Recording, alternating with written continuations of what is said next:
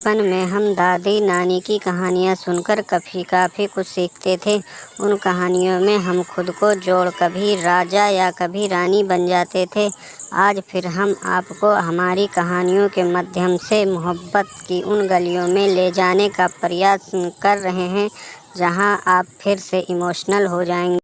कविता अपने माता पिता की बहुत लाडली थी। 3 बड़े भाइयों की बहन थी।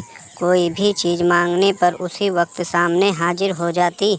पूरे घर में रौब था उसका। पूरे परिवार और नौकरों पर राजकुमारी की तरह हुक्म चलाती थी कविता। स्कूल में भी पूरा रौब था उसका।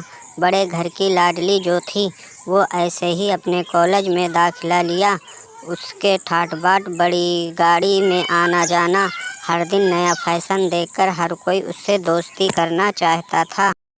थोड़ी ही दिनों में उसके बहुत से दोस्त बन गए। पूरे कॉलेज में उसकी अपनी ही एक पहचान थी। इन दिनों उसके घर एक रिश्ता आया। खानदानी लोग थे और पापा की पुरानी जान पहचान थी उनके साथ। कविता के साथ कोई ज़बरदस्ती नहीं थी, पर कविता ने फिर भी हाँ कर दी क्योंकि वो अपने परिवार से बहुत प्यार करती थी। वो जानती थी कि वो लोग उसका अच्छा ही सोचेंगे। लड़के का नाम राज था। राज काफ़ी पढ़ा लिखा और समझदार लड़का था। ससुराल वाले भी बहुत अच्छे थे। ससुराल में कविता की जगह वैसी ही थी जैसा कि मायके में। कोई भी कार्य कविता की सलाह के बिना नहीं होता था। सबकी लाडली बहू बन गई थी वो। फिर उसके घर एक बेटे का जन्म हुआ। राहुल कविता को जान से प्यारा था। पोता पाकर ससुराल वाले तो फूले नहीं समाते थे। कविता कभी कभी सोचती कि उसकी किस्मत कितनी अच्छी है। उसका हर अपना उसे कितना प्यार करता है। चाहे जीवन में कैसा भी समय आए, मेरे अपने हमेशा मेरे साथ हैं। मैं कभी अकेली नहीं हो सकती। कितनी खुशकिस्मत हूँ मैं। पर शायद कविता की खुशियों की उसकी अपनी ही नज़र लग गई थी। एक दिन वो मायके जाने की जिद कर बैठी। राज को बहुत काम था, लेकिन वो फिर भी उसे ले गया। रास्ते में उनकी गाड़ी अन्य गाड़ी से टकरा गई। कविता, राज और राहुल बहुत बुरी तरह से जख्मी हो गए। काफ़ी दिनों के इलाज के बाद राज और राहुल तो ठीक हो गए, लेकिन कविता पूरी तरह ठीक न हो सकी। सर पर चोट लगने के कारण वो अपनी आँखों की रोशनी खो बैठी। अब कविता की किस्मत जैसे उल्टे पाँव चलने लगी। मायके वाले कुछ दिनों तक उसे मिलने आते रहे। फिर कभी कभार फ़ोन ही करके पूछ लेते कि अब कैसी हो। धीरे धीरे ये सिलसिला भी कम हो गया। ससुराल वालों की सहानुभूति भी कम होने लगी। घर में किसी को पास बैठने के लिए कहती तो जवाब मिलता, बहुत काम है, अब तुम भी हाथ नहीं बटा सकती। राज भी चिड़चिड़ा हो गया था। बस राहुल ही था उसके साथ, जिसके साथ हंसते खेलते उसका वक्त गुजरता। एक दिन कविता के हाथ से कुछ सामान गिर गया, जिसकी वजह से राहुल को हल्की सी चोट लग गई।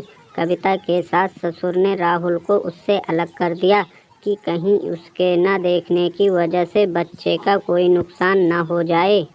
कविता अंदर से टूट चुकी थी।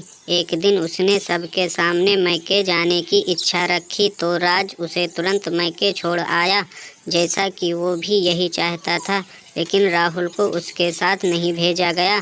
कविता कभी राहुल से दूर नहीं रही थी, पर अपनी कमी के कारण उसने ज़्यादा बहस नहीं की। कविता को लगा कि वो 3-4 दिन वहाँ रहेगी तो थोड़ा हवा पानी बदल जाएगा, क्योंकि वो कितने दिनों से कहीं भी बाहर नहीं गई थी। घर वाले भी इतने दिनों बाद उसे देखकर कितने खुश होंगे। कविता के घर पहुँचने पर सब लोग बहुत खुश हुए। खाने में सब कुछ कविता की पसंद का ही बना था। उसने अपने मम्मी पापा और भाई भाभीयों से दिल खोल कर बातें की। उनके छोटे छोटे बच्चे भी बुआ के साथ घुल मिल गए थे। रात को सोने के वक्त जब वो कपड़े बदलने लगी तो उसे पता चला कि उसका बैग तो बहुत भरा हुआ था। वो सब समझ गई। वो बहुत उदास हो गई। कुछ दिनों तक तो सब ठीक रहा, फिर जैसे सब बदलने लगा। सबका व्यवहार बदल रहा था। वो लोग जैसे थक चुके थे उससे। सब लोग घुमा फिरा कर पूछने लगे कि राज कब आ रहा है उसे ले जाने।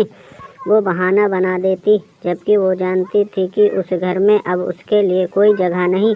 कविता से चलते वक्त कुछ न कुछ नुकसान हो जाता। थोड़ी बहुत टोका टाकी उसे सुनाई देती, वो टाल देती। एक दिन उसके हाथ से लगकर एक कीमती फूलदान टूट गया। छोटी भाभी ने बहुत हंगामा मचाया। कविता के माता पिता रोज रोज के झमेलों से तंग आ गए थे। उन्होंने राज को खुद से फ़ोन कर दिया। राज कविता को अपने घर ले गया। कविता को अपने परिवार वालों से ये उम्मीद ना थी। जिस कविता के कहे बिना घर में एक पत्ता भी नहीं हिलता था, उस घर के लिए अब वो बोझ बन चुकी थी। राज के साथ ससुराल आते वक्त वो बहुत खुश थी, क्योंकि वो अपने घर जा रही थी, अपने जिगर के टुकड़े राहुल के पास। परंतु ये खुशी भी कुछ पल की ही थी। सारा बंदोबस्त पहले ही किया हुआ था। कविता को सीधे ऊपर वाले कमरे में पहुंचा दिया गया। राहुल से दूर रखने की सख्त चेतावनी दी गई। एक कामवाली लता को उसकी जिम्मेदारी सौंपी गई, जो उसके खाने पहनने जैसी ज़रूरतों का ध्यान रखती। कविता ज़्यादातर चुप ही रहती। कभी कभी कामवाली लता से थोड़ा बतिया लेती। उसके जरिए राहुल का पता चल जाता। सबकी लाडली बेटी और बहू सबके लिए लाडली से बोझ बन चुकी थी। तो दोस्तों, उम्मीद करता हूँ कि ये कहानी आप सब लोगों को पसंद आई होगी। अगर मेरे चैनल पर नए आए हो तो मेरे चैनल को सब्सक्राइब करो, कमेंट करो। फिर मिलते हैं अगली एक नई कहानी के साथ।